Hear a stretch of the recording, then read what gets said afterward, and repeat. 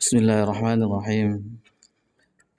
Assalamualaikum warahmatullahi wabarakatuh. Innal hamdalillah nahmaduhu wa nasta'inuhu wa nastaghfiruh wa na'udzu billahi min shururi anfusina wa min sayyiati a'malina. May yahdihillahu fala mudilla lahu wa may yudlil fala hadiya lahu. Asyhadu an la ilaha illallah wahdahu la syarika lah wa asyhadu anna Muhammadan abduhu wa rasuluh sallallahu alaihi wa ala alihi wa man sara ala nahjih wa tamassaka bi sunnati ila yaumiddin wa sallaman tasliman katsira. Ya ayyuhalladzina amanu taqullaha haqqa tuqatih wa la tamutunna illa wa antum muslimun. Ya ayyuhan nasu taqu rabbakumul ladzi khalaqakum min nafsin wahidah wa khalaqa minha zawjaha wa batha minhuma rijalan katsiran wa nisaa'a wattaqullaha alladzi tasaaluna bihi wal arham innallaha kana 'alaikum raqiba. Ya ayyuhalladzina amanu taqullaha wa qulu qawlan sadida yuslih lakum a'malakum wa yaghfir lakum dhunubakum wa may yuti'illaha wa rasulahu faqad faza fawzan 'azima. Amma ba'd fa inna asdaqal hadits kitabullah wa khairal hadi hadi Muhammadin sallallahu alaihi wasallam wa syarral umuri muhdatsatuha wa kullu muhdatsatin bid'ah wa kullu bid'atin dhalalah wa kullu dhalalatin finnar. Alhamdulillah, puji syukur hanya milik Allah Subhanahu wa taala. Allah Subhanahu wa taala senantiasa mencurahkan nikmat kepada seluruh makhluknya dan itu tidak pernah terhenti walaupun hanya sekejap mata. Salawat beriringkan salam kepada Nabi kita tercinta Nabi Muhammad sallallahu alaihi wasallam. Masyarul muslimin wa muslimat rahimani wa rahimakumullah. Alhamdulillah, di malam yang berbahagia ini di tanggal 11 Safar 1448 Hijriah bertepatan dengan tanggal 24 Juli 2026 Masehi. Insyaallah kita melanjutkan pembahasan tentang tazkiyatun nufus, manhaj Ahlus Sunnah wal Jamaah dalam tazkiyatun nufus. Ini insyaallah pertemuan kita yang 15.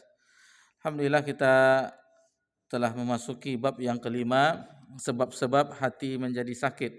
Dan di pekan yang lalu, alhamdulillah kita telah mempelajari poin yang kedua di antara yang merusak hati di pekan yang lalu, yaitu bid'ah. Bagi yang ada yang membawa buku itu di halaman 107. Insyaallah kita yang di antara sebab-sebab hati menjadi sakit, yang ketiga yaitu dosa dan maksiat. Dosa dan maksiat ini diantara yang pertama waktu yang kita bahas, yang telah kita pelajari, yaitu syirik dan nifak. Yang kedua bid'ah, yang ketiga dosa dan maksiat. Insyaallah ini kita mudah-mudahan Allah memberikan kita taufik agar menjauhi hal-hal yang menyebabkan hati menjadi rusak. Jadi kita harus mengetahui apa-apa saja yang bisa merusak hati kita dan itu dijauhi. Berlindung kepada Allah Subhanahu wa taala agar dijauhi hal-hal yang bisa merusak hati kita. Muallif rahimahullah taala menyebutkan di sini setiap dosa dan maksiat akan merusak hati. Jadi dosa dan maksiat itu akan merusak hati. Jadi disebutkan di sini seperti durhaka kepada kedua orang tua, memutuskan silaturahim, minum khamar, candu narkoba, muamalah riba, berzina, berjudi, mengambil hak orang lain, mencuri, mendengarkan musik dan lain-lain sebagainya. Ini diantaranya ya.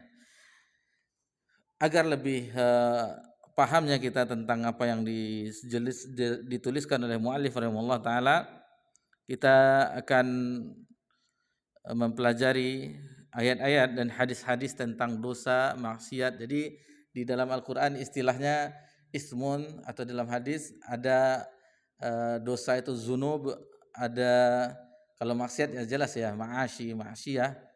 Nah, itu sama, yaitu semua hal-hal yang melanggar aturan Allah Subhanahu wa taala, durhaka kepada Allah, aturan Allah, hak-hak Allah Subhanahu wa taala dilanggar. Perhatikan, nanti bisa dilihat dalam surah Al-An'am, ini kita tambahkan pembahasannya supaya lebih paham. Di dalam surah Al-An'am ayat 120, Allah Subhanahu wa taala berfirman, a'udzu billahi minasyaitonir rajim, wa zaru zahiral itsmi wa batinah, dan tinggalkanlah dosa yang tampak wa batinah, dan yang tidak tampak, yang tersembunyi. Innal ladzina yaksibunal itsma sayajzauna bima kanu yaqtarifun. Sesungguhnya orang yang mengerjakan dosa diancam di sini oleh Allah dalam ayatnya ini, kelak akan diberi pembalasan pada hari kiamat disebabkan apa yang telah mereka kerjakan. Tentang hal segala sesuatu, baik itu kebaikan dan keburukan, itu akan mendapatkan balasan, ditampakkan. Faman ya'mal mithqala dzarratin khairan yarah wa man ya'mal mithqala dzarratin syarran yarah. Walaupun hanya sebiji sawi, seberat debu-debu, atau bahasa orang kimia partikel terkecil, atom, itu ditampakkan di hari kiamat semuanya, baik yang tampak maupun yang tidak tampak, yang zahir dan batin, itu akan diperlihatkan. Apa itu itsm? Nabi SAW menyebutkan di dalam hadisnya, ini hadisnya dari Nawas bin Sam'an radhiyallahu anhu qala sa'altu Rasulullah sallallahu alaihi wasallam anil itsm. Kata An-Nawas ibn Sam'an radhiyallahu anhu, beliau pernah mengatakan bahwasanya ia pernah bertanya kepada Nabi sallallahu alaihi wasallam. Apa pertanyaannya? Anil ism, anil ismi, tentang apa itu dosa. Faqal, lalu Rasulullah SAW menjawab, al ismu, kata Nabi SAW, al ismu ma haka fi sadrik wa karihta ayyatali'an nasu alaih. Jadi dosa itu, kata Nabi SAW, sesuatu yang terdetik dalam hati sedangkan kamu tidak suka orang lain melihatnya. Itu yang dosa. Malu kita dilihat oleh orang, apa yang kita lakukan terbetik, nampak nama orang itu dosa itu. Ini yang khawatir, sudah tidak malu lagi dengan dosa. Ini yang parah ini. Sudah biasa saja seperti di negara-negara bebas ya, itu minum khamar biasa, buka aurat biasa, yang berbuat berciuman di publik biasa. Itu kecuali. Tapi dari segi sini yang disebutkan oleh Nabi menurut batas-batasnya, sesuatu yang apabila terdetik dalam hati, dilihat oleh orang, malu kita, itulah yang dosa. Sebagaimana yang disebutkan oleh Nabi SAW. Ini kenapa disebutkan di sini? Karena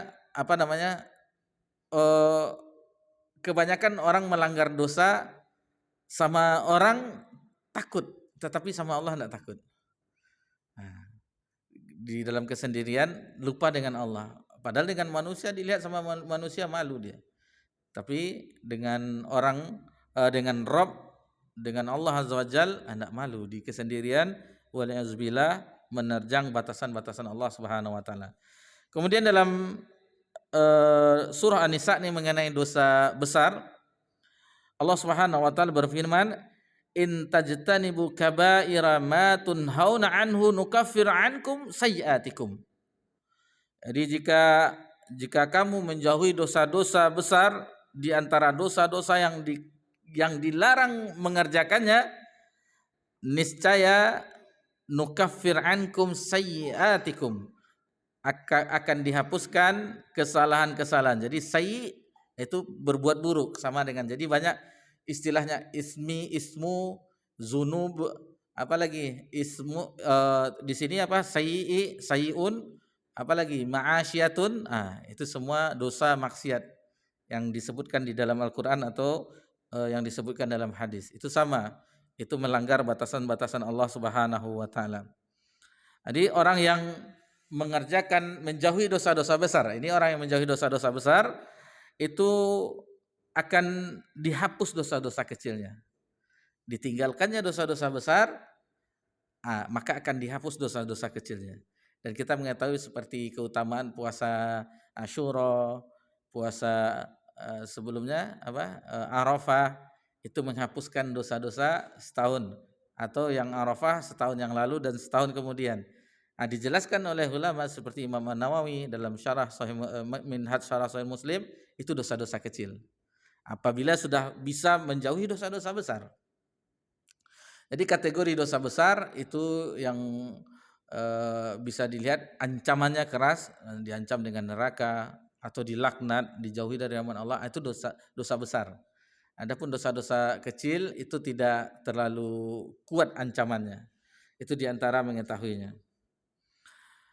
Ada dosa, kalau kita perhatikan di dalam agama kita ada dosa yang tidak diampuni oleh Allah, ada dosa itu yang besar, ada dosa itu yang kecil. Seperti itulah. Dari firman Allah, innallaha la yaghfiru asyraka bihi wa yaghfiru ma duna dzalika liman yasha, dijelaskan oleh Imam Qurtubi bahwasanya dosa yang tidak diampuni oleh Allah apabila dia membawanya sampai dia meninggal tidak bertobat, itu adalah dosa syirik. Dan mengampuni dosa selanjutnya, hatta dosa besar, itu diampuni oleh Allah Subhanahu wa taala. Seorang yang berbuat dosa besar, minum khamar, berzina, mencuri, diampuni oleh Allah Subhanahu wa taala. Yang penting dia mau bertaubat atau ada keimanan di dalam hatinya. Jadi akidah Ahlussunnah wal Jamaah ada namanya Jahanamiyun. Jahanamiyun itu orang-orang bekas diazab di Jahannam. Apabila seseorang itu tidak diampuni oleh Allah Subhanahu wa taala, maka misalnya dengan musibah di dunia, karena musibah kita mengetahui itu akan menghapus dosa dan menambahkan pahala, mengangkat derajatnya. Atau di alam kubur juga tidak disiksa, ya akhirnya Allah mengampuni dengan apa? Misalnya doa-doanya, misalnya dia ada istighfar tetapi karena dosanya lebih besar, diampuni dengan diazab. Ini bagi orang yang beriman. Setelah diazab, hapus dosa-dosanya, baru setelah itu dibangkitkan namanya Jahanamiyun, orang yang pernah diazab dengan di dalam jahanam, yang dimasukkan ke dalam sungai Hayya, sungai kehidupan, yang hitam legam, itu dicelupkan di sungai kehidupan, maka seperti semula, baru dimasukkan ke dalam surga. Tapi jangan sampai ini kita berkeyakinan nanti jadi murjiah jadinya. Dia antara murjiah dan khawarij. Kalau murjiah itu menyepelekan, nanti Allah begini mengampuni. Kalau khawarij, orang yang melakukan dosa besar itu kekal dalam neraka. Itu pemikiran khawarij. Adapun Ahlussunnah wal Jamaah, selain dosa syirik, meskipun dosa besar itu Allah ampuni. Allah ampuni. Karena Allah Subhanahu wa taala berfirman, ya ibadiyallazina asrafu ala anfusihim la taqnatu fi rahmatillah. Wahai hamba-hambaku yang telah melampaui batas terhadap dirinya sendiri, maka la taqnatu fi rahmatillah, maka jangan berputus asa terhadap rahmat Allah. Innallaha la yaghfiruz dzunuba jami'a. Sesungguhnya Allah mengampuni semua dosa. Hatta syirik jika dia bertobat maka diampuni oleh Allah. Yang tidak diampuni yang membawa dosa syirik ketika meninggal, itu yang tidak diampuni oleh Allah Subhanahu wa taala. Baik. Adapun tentang zina, jangankan untuk berzina, di sini tidak disebutkan karena zina adalah fahisyah, itu perbuatan keji ya.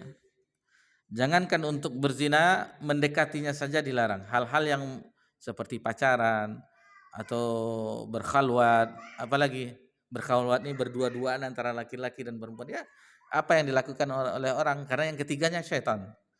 Atau sekarang zaman media sosial DM, yang japri itu DM yang langsung antara laki-laki dan perempuan.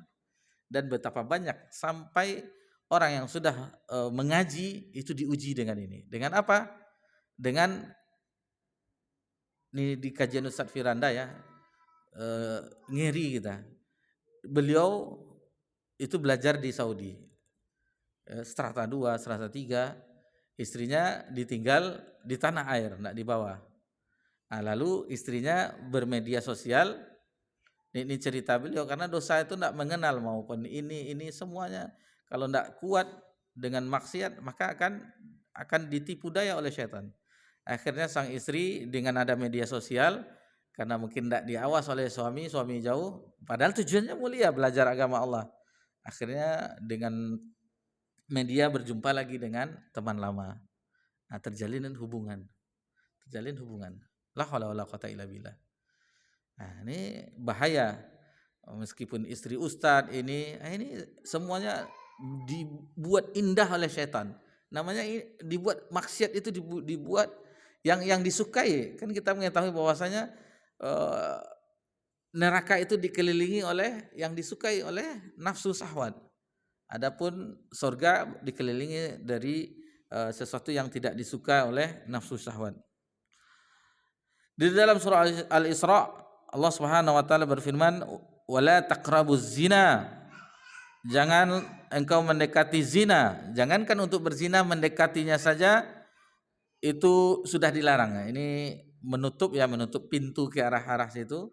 Makanya agama kita melarang berkhalwat ini dan seterusnya. Innahu kana fahisyah. Kata Allah, karena zina itu perbuatan yang keji. Ini yang keji, dosa besar. Wasa'a sabila, dan suatu jalan yang buruk. Al-Hafiz Ibnu Katsir tadi pas dilihat itu membawakan tentang seorang pemuda, perhatian Nabi SAW terhadap pemuda yang mana dia mengadu kepada Nabi SAW, ya Rasulullah, semuanya mudah untuk ditinggalkan kecuali satu. Apa yang satu itu yang beliau sebutkan? Bahwasanya, ya Rasulullah, idzanni bizina. Wahai Rasulullah, izinkanlah aku berzina. Faqbalal qaumu alaihi fazal juruhu faqalu mah. Faqal udu. Fadanamu qariban faqala ijlis. Jadi Nabi SAW mengajaknya, Nabi SAW. Padahal orang-orang mendengarnya heran, kaget-kaget, orang meminta diizinkan agar diberikan izin oleh Nabi untuk berzina. Lalu Nabi persilahkan dia duduk. Lalu Nabi mengatakan, ini kita singkat saja ya, apakah engkau mencintai ibumu? Kemudian disebutkan tentang yang perempuan-perempuan, wanita-wanita di sekitarnya. Apakah engkau suka atau mencintai atau redho engkau ibumu melakukan hal demikian, atau saudari perempuanmu, atau anak perempuanmu, dan seterusnya. Lalu pemuda ini menjawab, tidak ya Rasulullah. Begitu juga sebenarnya yang dizina itu tidak menyukai hal demikian. Jadi disebutkan oleh Nabi demikian. Engkau tidak menyukai ibumu, misalnya ini dicontohkan oleh Nabi SAW, bibimu, anak perempuanmu, saudari perempuanmu melakukan hal demikian juga orang lain. Lalu Nabi SAW, lihatlah Nabi kita tercinta SAW mendoakan, Allahumma ghfir zanbahu wa tahhir qalbah.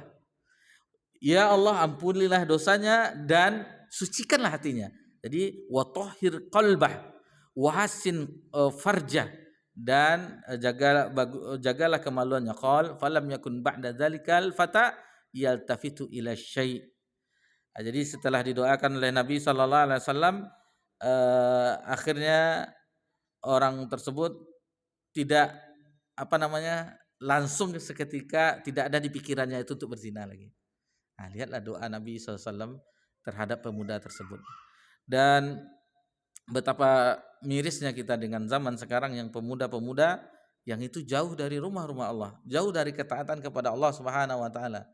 Lihatlah generasi muda hanya sedikit, atau boleh dikatakan tidak ada. Ini sepertinya sudah nikah semua ya. Yang maksud pemuda, memang batas pemuda itu sampai umur 40 tahun. Tetapi yang pemuda maksudnya yang remaja, yang mahasiswa, yang pelajar, itu jarang kita jumpai di rumah-rumah Allah Subhanahu wa taala. Tapi kalau nobar itu ramai itu. Penuh kafe-kafe kan, atau tempat-tempat. Pintu masjid salat berjamaah sangat langka. Jadi perhatian bagaimana Nabi SAW perhatian terhadap pemuda. Dan bagaimana Nabi SAW melihat kalau seorang pemuda remaja yang taat itu, Nabi SAW bergembira melihat demikian. Kita perhatikan di mana-mana ada kajian itu jarang dijumpai pemudanya, yang maksudnya yang remaja, mahasiswa, yang pelajar itu jarang dijumpai. Allah musta'an, hanya kepada Allah kita kadukan hal yang demikian. Taib. Ini penjelasan ya. Kemudian di sini mu'alif rahimahullah taala menyebutkan di antara yang merusak hati yaitu durhaka terhadap orang tua. Nanti bisa dilihat dalam surah Al-Isra ayat 23, imma labighanna indakal kibara ahaduma aw kilahuma fala taqul lahumā uff. Jika salah seorang di antara keduanya atau kedua-duanya sampai berumur lanjut dalam pemeliharaanmu, fala taqul lahumā uff, jangan sesekali katakan uff, cis, bahasa kitanya kan berdecak saja enggak boleh. Wala tanharhuma wa qul lahumā qawlan karīmā. Dan janganlah kamu membentak mereka. Jangankan untuk membentak ya, membentak sudah jelas. Wala tanharhuma, uff saja enggak boleh. Cis saja enggak boleh. Wa qul lahumā qawlan karīmā. Dan ucapkanlah kepada mereka perkataan yang mulia. Lihatlah agama kita yang mulia ini di usia lanjut, usia yang seburuk-buruk umur, yang kembali keadaan manusia itu ke kanak-kanak, pikun, didik, itu bertanya mau berapa kali. Kadang sudah makan katanya belum juga. Seperti anak kecil, ingin ketawa, ingin bermain. Terkadang waliyazubillah diuji dengan yang kotorannya di mana-mana. Nah ini. Tetapi kalau bersabar dengan ini tidak tanggung-tanggung balasannya di sisi Allah Subhanahu wa taala. Di usia beginilah yang perlu dirawat oleh anak-anaknya.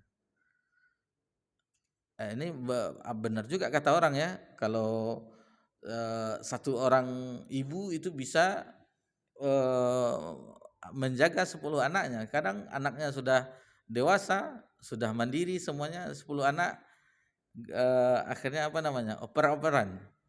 Tempat saya kan sudah 3 hari, ya tempat kakak lagi, tempat abang lagi ini. Tapi alhamdulillah di Islam diperhatikan. Kalau di negara-negara lain itu sudah di panti jompo saja. Merana orang tua dititipkan di panti jompo.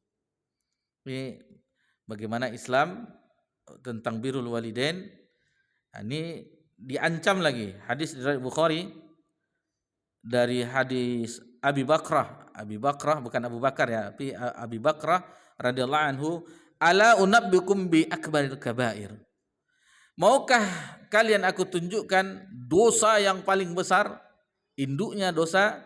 Salasan. Nabi menyebutkan 3 kali, ala unabbiukum bi akbaril kabair, ala unabbiukum bil akbaril kabair. 3 kali Nabi sebutkan. Qalu, lalu para sahabat mengatakan bala ya Rasulullah, mau ya Rasulullah. Qal, apa kata Nabi? Yang dosa yang sangat induknya dosa, yang pertama al isyraku billah. Yang pertama yaitu syirik kepada Allah, yang kedua wa uququl walidain, itu durhaka terhadap kedua orang tua. Disandingkan antara berbuat baik, antara taat kepada Allah dengan berbuat baik kepada mentauhidkan Allah, dengan begitu juga dengan dosa syirik disandingkan dengan uququl walidain, itu berbuat durhaka terhadap kedua orang tua.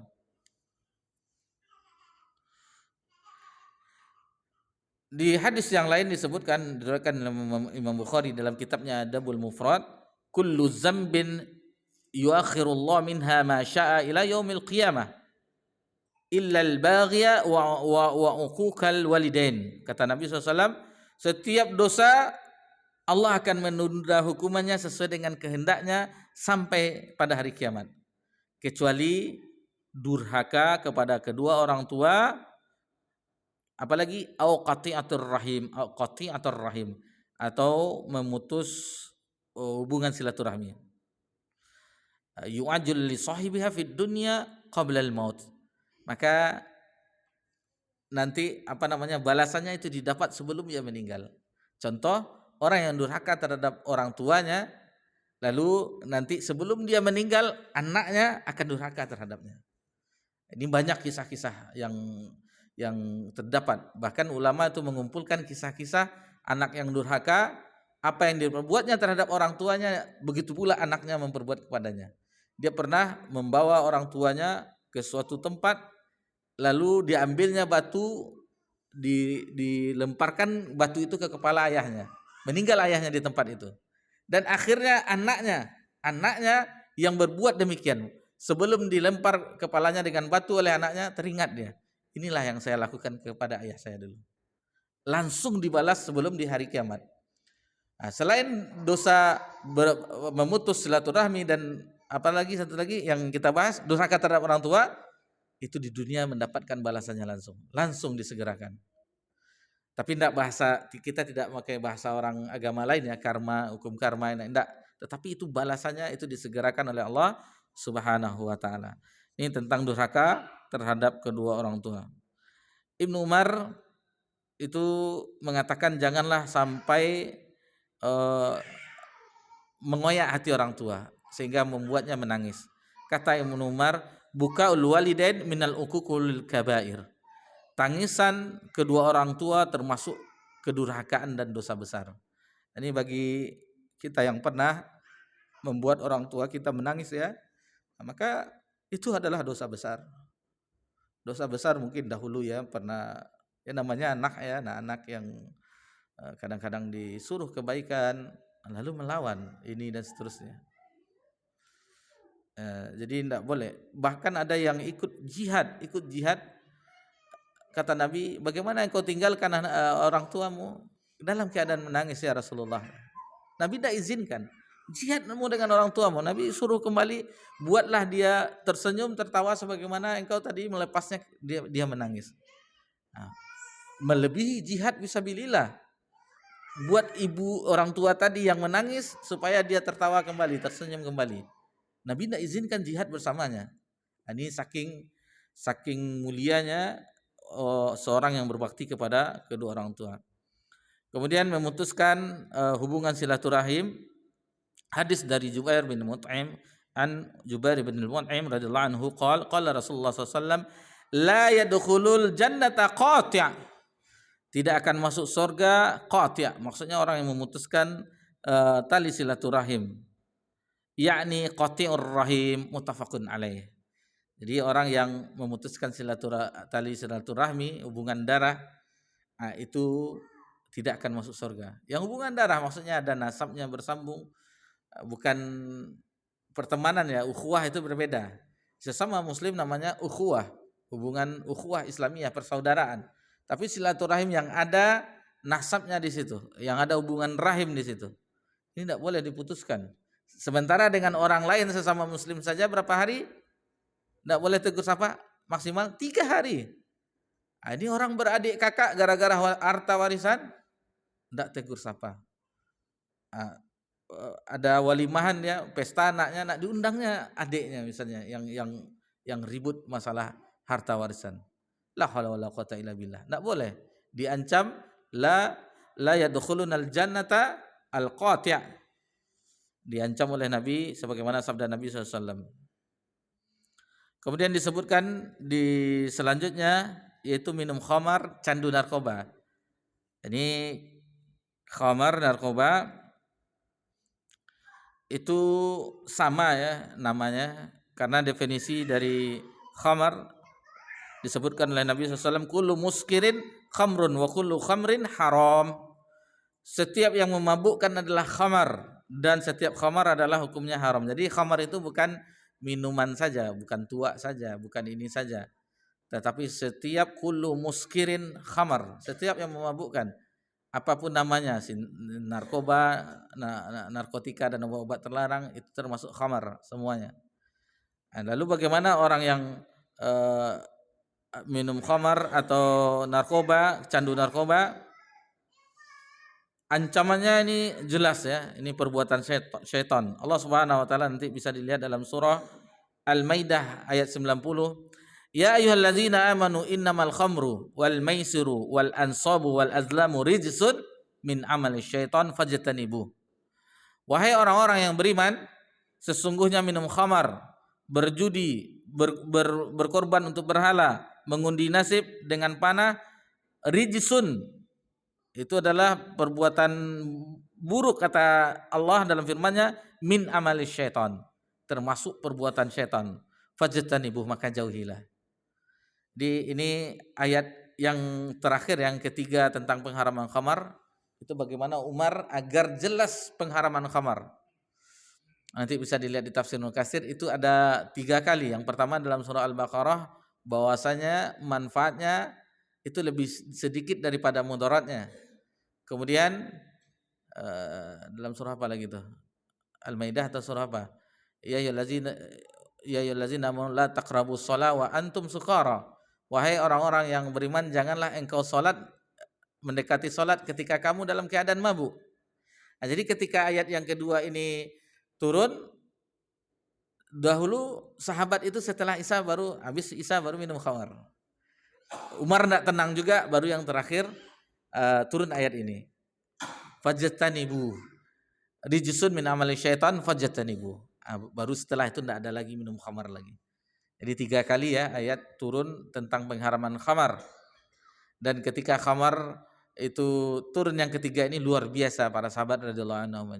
Bagaimana pelajaran yang diambil dari mereka yang taat kepada perintah Allah dan Rasulnya. Mereka biasa kendi atau apa bahasa kita ya, teko, ceret, itu di rumah-rumah mereka itu seperti minum teh biasa, khamar dituangkan sambil, kalau kita ngopi-ngopi mereka minum khamar, kluk itu biasa. Ketika ayat yang ketiga ini turun, ada yang menuangkan, lalu datang orang mengabarkan telah turun ayat tentang pengharaman yang jelas, yang dalam surah Al-Maidah ayat 90 tadi. Maka dibacakan ayat itu, apakah mereka ngeles? Enggak. Maksudnya kalau kita kan akan baru turun sedikit lagi, tapi mereka enggak. Mereka buang semuanya. Bahkan stok-stok di rumah mereka buang lewat jendela dan pintu-pintu rumah mereka, sehingga jalan itu banjir dengan khamar. Nah, inilah mereka para sahabat radhiyallahu anhum ajma'in, ketika ada pengharaman mereka meninggalkannya. Meninggalkan total, tidak mau mereka mengkonsumsinya. Sudah azan. Sudah. Kita dengarkan kumandang azan, insyaallah setelah itu kita lanjutkan pembahasannya. Fadl.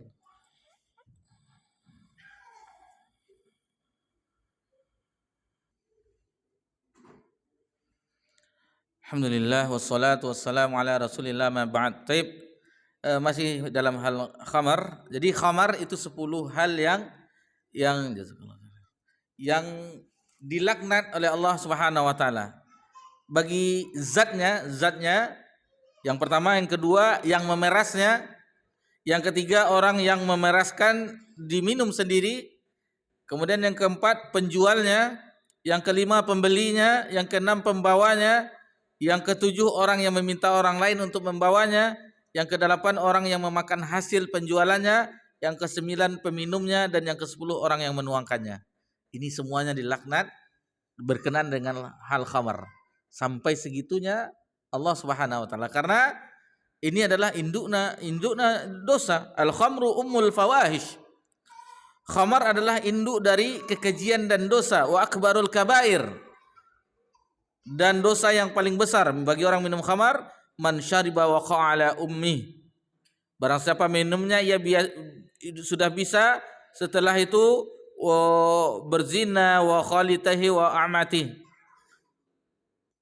La haula wala quwwata illa billah. Jadi sampai orang yang minum khamar itu dia bisa berzina dengan ibunya, dengan saudari ibunya, maksudnya bibinya atau saudari ayahnya.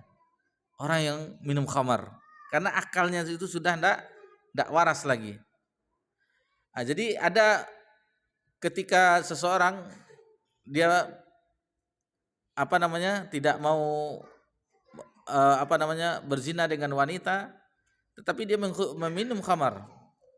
Setelah minum khamar, akhirnya wanita tadi digaulinya, karena sudah tidak berfungsi lagi akal pikirannya. Nah, ini kenapa ini penekanannya jelas, keras, karena akan merusak akal pikiran. Yang mana akal pikiran itu yang akan membedakan yang hak dengan yang batil. Allah anugerahkan yang membedakan manusia dengan hewan akalnya, lalu itu pula yang dirusak. Itu makanya pengharamannya disebutkan umul fawahish, induknya dosa, dan pencandunya itu tidak akan masuk surga. Kata Nabi SAW, hadis dari Abu Darda, la yadkhul jannata mudminul khamar, tidak akan masuk surga pecandu khamar. Maksudnya pecandu khamar, pecandu narkoba, apapun namanya, sabu-sabu, putau, ekstasi, apa namanya, itu tidak akan masuk surga bagi pecandunya. Taib. Kemudian setelah itu disebutkan oleh penulis muamalah riba. Riba kita mengetahui dalilnya ya, dalam surah Al-Baqarah, wa halalul bai'a wa harrama riba. Allah menghalalkan jual beli dan mengharamkan riba. Jadi riba ini termasuk dari hal-hal yang dijauhi. Bayangkan riba itu ada beberapa pintu, ada ingat ya? Dan salah satu 36 pintu atau 30 pintu dosanya. Itu salah satu dari pintu-pintu tersebut yaitu berzina dengan ibu kandung sendiri. Walyazubillah. Ini banyak ya apanya. Dan pelaku riba itu nanti akan berenang-renang di sungai darah di hari kiamat, sebagaimana Nabi SAW ketika peristiwa Mi'raj itu dinampakkan. Jadi tentang riba termasuk 7 dosa yang membinasakan. Kata Nabi SAW, ijtanibus sab'al mubiqat, jauhi oleh kalian 7 dosa yang membinasakan. Qalu ya Rasulullah, wa ma hunna? Ya Rasulullah, mana yang 7 tersebut? Qal asyirku billah, syirik kepada Allah, wasihr, sihir, wa qatlun nafs, membunuh jiwa, allati harama Allah illa bil haq, kecuali yang yang sesuai dengan haknya, seperti qisas atau rajam. Itu ada haknya yang ditegakkan hukuman had. Waqlu riba, ini masuk dia riba. Kemudian waqu mamalal yatim, memakan harta anak yatim, wa tawalli yaumal zufli wa qazafil muhsanatil mu'minatil ghafilat. Setelah itu berpaling dari perang, lari dari medan perang yang sedang berkecamuk, kemudian menuduh wanita baik-baik berzina, yang mereka menjaga kehormatan tetapi dituduh berzina oleh orang. Itu tidak boleh menuduh wanita baik-baik berzina. Kemudian mengambil hak orang lain atau mencuri, ya. Ini kita gabung saja, mengambil hak orang lain, mencuri, sebagaimana di sini disebutkan Allah Subhanahu wa taala berfirman, nanti bisa dilihat dalam surah Al-Maidah, was-sariqu was-sariqatu faqta'u aydiyahuma jazaa'an bima kasaba nakala minallahi wallahu azizun hakim. Laki-laki yang mencuri, wanita yang mencuri, potonglah tangan mereka keduanya, pembalasan bagi orang yang terhambat yang mereka kerjakan, dan sebagai siksaan dari Allah. Wallahu azizun hakim. Allah maha perkasa lagi maha bijaksana. Kemudian di hadis yang lain, ala innamal hunna arba', ingatlah bahwa larangan itu ada 4. Alla tusyriku billahi syai'a, yang pertama janganlah berbuat syirik kepada Allah, wala taqtulun nafsil lati haramallahu illa bil haq, yaitu janganlah membunuh jiwa yang Allah haramkan kecuali dengan haknya, wala taznu, jangan berzina, wala tasyriku, dan janganlah mencuri. Kalau korupsi bagaimana? Itu sama, mengambil hak orang lain, bukan orang lain, hak rakyat yang diambil. 200 berapa sekarang itu? 270 juta lebih kurang nanti akan meminta pertanggungjawabannya terhadap orang yang korupsi itu. Jadi ini tentang hukuman had, ya. Bahkan Nabi SAW ingin menegakkan, ada orang yang dari wanita terhormat mencuri, lalu dilobi Nabi, istilahnya didatangi Nabi agar tidak dijatuhi hukuman tangan. Kata Nabi, Ketika itu untuk menegakkan hukuman ini agar seadil-adilnya, wallazi nafsu Muhammadin biyadi, demi Rob yang jiwa Muhammad berada di dalam genggaman tangannya, lau anna Fatimah binta Muhammadin saraqat laqata'tu yadaha, seandainya Fatimah anak perempuannya Muhammad mencuri, akan aku potong tangannya. Begitu Nabi SAW menegakkan hukum. Dan tadi kita sebutkan di antara ciri dosa besar ada ancaman neraka, laknat juga. Ini orang yang mencuri itu dilaknat. Dari Abu Hurairah, la'anallahu sariqa yasriku baydata wa quta'u yadahu wa sirkul habla wa quta'u yaduhu. Allah melaknat pencuri yang mencuri sebutir telur lalu tangannya dipotong. Begitu pula mencuri tali lalu tangannya dipotong. Kemudian kata mualif di sini, berzina, berjudi tadi sudah kita bahas ya, berzina sudah, berjudi. Lalu dengan mendengarkan musik yang sekarang untuk di Indonesia yang susah itu apa? Yang pertama rokok di Indonesia ya, itu susah. Bahkan jemaah haji dan umroh bawa rokok. Tentu. Kemudian ini salah satunya musik. Kalau kita kemana saja, ke mall, ke ini musik, olahraga pakai musik, ini semua HP musik semuanya. Ini yang susah ya diantaranya. Tentang pengharamannya dalam surah Luqman, Allah Subhanahu wa taala berfirman, wa minan nasi mashtari lahwal hadits liyudil an sabilillah bighairi ilm, ila akhiril ayah. Dalam surah Luqman ayat 6 ayat 7 nanti bisa dilihat.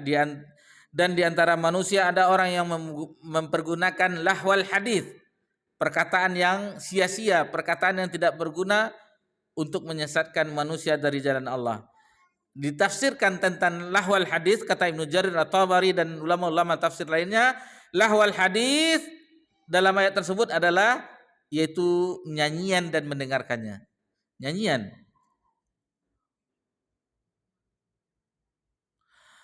Kemudian al-ghina wallazi la ilaha illahu yuridduha thalatha marrat. Yang dimaksud adalah nyanyian. Itu Abdullah bin Mas'ud menyumpah lahwal hadis itu, bersumpah 3 kali, kata beliau, demi Allah itu adalah nyanyian, itu adalah nyanyian, itu adalah nyanyian. Jadi itu lahwal hadis yang di dalam ayat disebutkan. Lalu bagaimana ada sekarang mengatakan ada musik yang dibolehkan ini. Sesuai dengan sabda Nabi SAW bahwasanya nanti umatnya itu akan menghalalkan. Yang berarti uhilla ala umati, berarti dihalalkan oleh umat Nabi, berarti haram. Seperti apa? Yang tadi berzina, kemudian apa lagi, sutra, kemudian ma'azif. Ma'azif itu adalah alat-alat musik. Jadi ini kita sebutkan, terkadang orang memakai pendapat Ibnu Hazm. Ibnu Hazm dalam kitabnya Muhalla itu menyebutkan bolehnya musik katanya. Bayangkan 4 imam mazhab itu tidak membolehkan. Imam Abu Hanifah, ayat sudah jelas, hadis sudah jelas, kemudian 4 imam mazhab. Lalu ada yang satu yang mengatakan itu boleh, Ibnu Hazm. Mana yang kita pilih? La haula wala quwata illa billah. Jadi ini termasuk sesuatu yang susah dihindari di zaman sekarang ya. Rokok, tadi apa lagi? Musik, pesta pun, nikah kan, kalau enggak pakai organ tunggal enggak seru gitu ya. Allah musta'an. Taib. Jadi masih banyak lagi ya tentang sesuatu yang di dosa dan maksiat. Kita lanjutkan, kita selesaikan apa yang dikatakan oleh mualif rahimahullah taala. Setan akan terus-menerus menggoda manusia agar manusia terperosok dalam kesyirikan. Itu senantiasa. Jadi setan itu dan bala tentaranya, iblis bala tentaranya itu tidak pernah bosan. Bahkan yang menyesatkan Nabi Adam sampai sekarang itu masih ada. Kemudian terjatuh dalam bid'ah dan tenggelam dalam perbuatan dosa dan maksiat. Dan ketika iblis itu dilaknat, dikeluarkan dari surga, bersumpah dengan keagungan Allah, fa bi'izzatika la ughwiyannahum ajmain.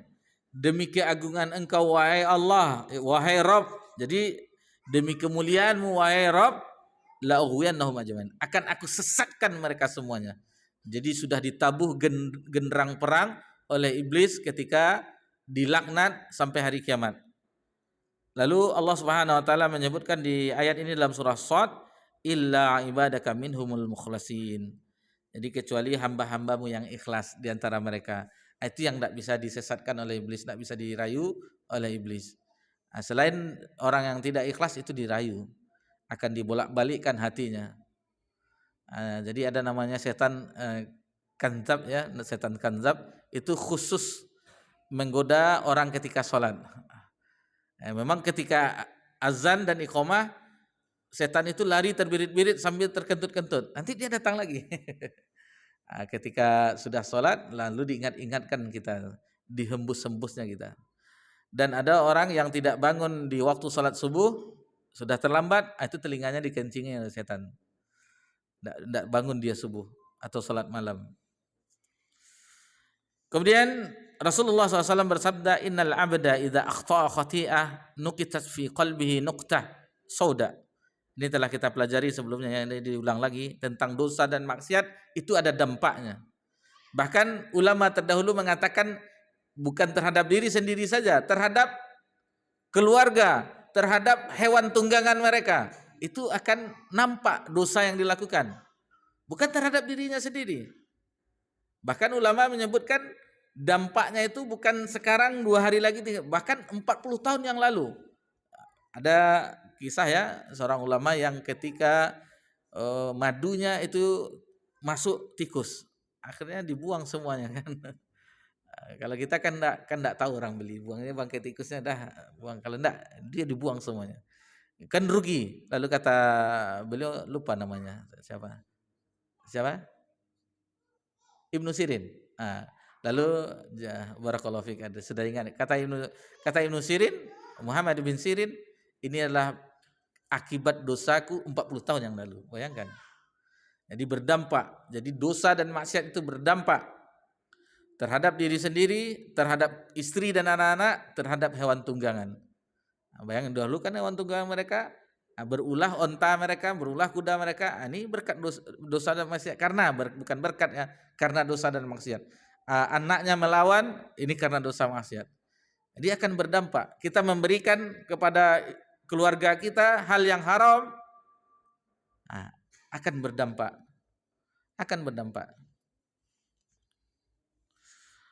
Jadi apabila seorang berbuat kesalahan, dosa, maka akan ditulis dalam hatinya, akan ada noda hitam.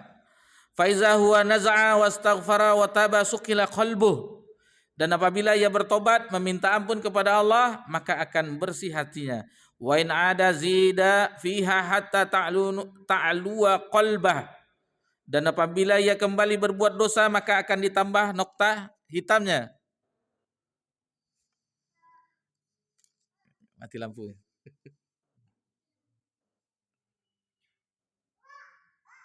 Sedikit lagi. Mati lampu atau itu tadi? Alhamdulillah. Jadi kalau dia berdosa lagi akan ditambah noda hitamnya kalau tidak bertobat. Wa huwa ar-ranul ladzi dzakarallah. Dan itulah ran, bintik-bintik noda hitam tadi yang akibat dosa maksiat, itulah ran yang disebutkan oleh dalam firman Allah, kalla bal rana ala qulubihim ma kanu yaksibun. Jadi sesekali tidak, bahkan apa yang telah ia usahakan itu telah menutupi hati mereka, dalam surah Al-Mutaffifin ayat 14. Jadi orang yang berbuat dosa akan tertutup hatinya, sebagaimana ada syair ditutup oleh syair Abdullah bin Mubarak rahimahullah taala di dalam syairnya. Ra'aitu dzunuba tumitul qulub. Sungguh aku melihat dosa-dosa telah mematikan hati. Wa qad yurithu dhulla idmanuha. Dan terus melakukan dosa akan mewariskan kehinaan. Wa tarkuz dzunubi hayatul qulub. Meninggalkan dosa adalah kehidupan bagi hati. Wa khairun lin nafsika isyanuha. Dan sangat baik bagi dirimu untuk meninggalkannya. Wal afsadid dina illal muluk. Tidak ada yang merusak agama melainkan raja-raja. Wa ahbaru su'in wa ruhbanuha. Dan ulama ulama jelek, dan para ahli ibadah yang tidak berilmu. Ini disebutkan syair dari Abdullah bin Mubarak bahwasanya dosa itu ada dampaknya, yang dosa itu akan mematikan hati.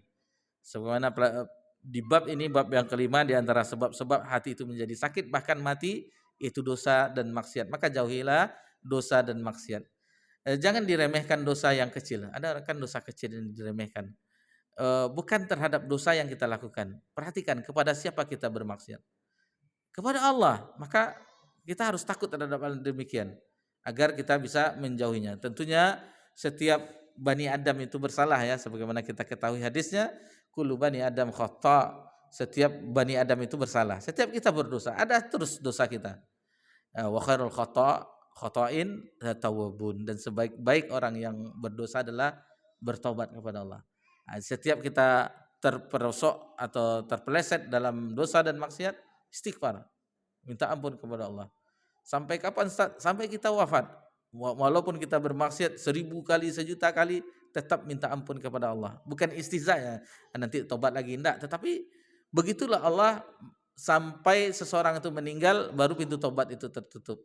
Sampai nyawa di kerongkongan baru ditutup. Atau sampai matahari terbit dari barat baru ditutup pintu tobat.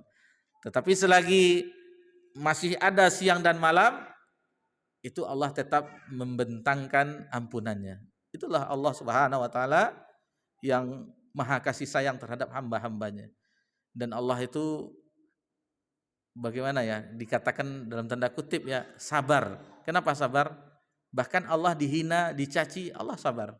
Bukankah ketika seseorang mengatakan Allah itu punya anak, itu menghina Allah Subhanahu wa taala? Allah tidak balas, tetapi Allah akan balas nanti di akhirat. Bayangkan, mengatakan Allah punya anak, berarti ada yang serupa dengan Allah. Yang langit saja akan pecah mendengar hal itu, tetapi Allah tidak mengazab ketika itu, tetapi Allah akan azab dia di neraka. Itulah Allah Rabbuna Jalla wa Ala, yang mudah-mudahan kita senantiasa membentangkan tangan kita di sepertiga malam terakhir, di doa-doa, di waktu doa mustajab, untuk agar Allah mengampuni dosa-dosa kita.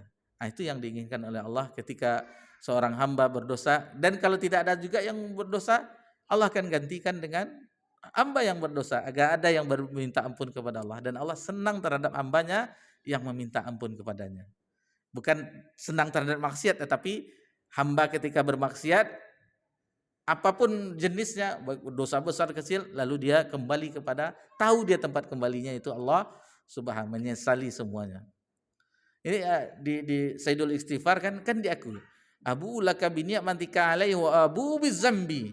Aku mengakui, menyadari ya Allah tentang nikmat-nikmat yang dari Engkau, dan aku mengakui dosa-dosaku. Apa selanjutannya? Faghfirli, maka ampunilah hamba, ampunilah aku. La yaghfiruz dzunuba illa anta, dan tidak ada yang mengampuni dosa kecuali Engkau. Itu yang diinginkan oleh Allah. Tempat jalan kembali kita ketika kita terpeleset dalam maksiat, yaitu kembali kepada Allah Subhanahu wa taala. Alhamdulillah, itulah yang bisa kita pelajari. Mudah-mudahan hal-hal yang menyebabkan hati kita menjadi sakit, menjadi mati, itu bisa kita jauhi. Jadi ada yang satu pembahasan yang tersisa tentang ini ya, cinta dunia, itu juga merusak hati. Insya Allah akan kita lanjutkan di pertemuan yang akan datang. Oh, masih ada lagi 4 racun hati dan cinta dunia ya. Insya Allah akan kita pelajari di pertemuan yang akan datang.